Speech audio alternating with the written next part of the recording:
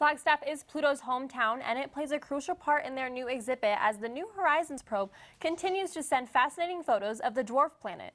Reporter Yesenia De Garcia sat down with Lowell Observatory's Josh Bangle to get the latest about New Horizons and their upcoming event this weekend.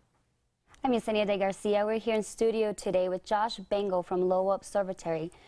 Josh, Pluto has been on the news lately. What are the latest news? So Pluto has been in the news, and we're very excited about it.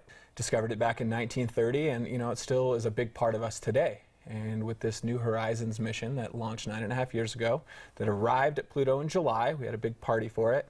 The information keeps trickling in, and just yesterday, NASA released some great images as well as some information about Pluto.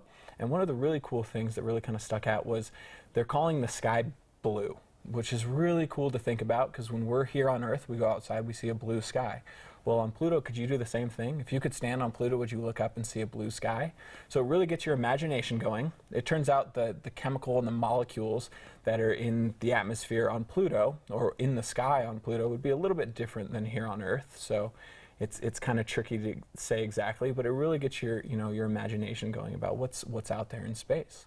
And then water in space is always kind of a what does that really mean for us? And they also released some cool images of water ice on Pluto, patchy spots around the planet that could have some implications or some cool stuff that again would get your imagination going and make you kind of excited about what's out there in the deep Kuiper Belt region of space.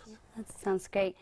You have an event tomorrow. Can you tell us a little bit more about that? Yeah, so every second Friday of the month we have a science night, and so this upcoming Friday, tomorrow, will be optics and optical illusions. It's very kid-friendly, family-friendly. We invite you to come on up, enjoy it all, and then maybe even take a peek through some telescopes.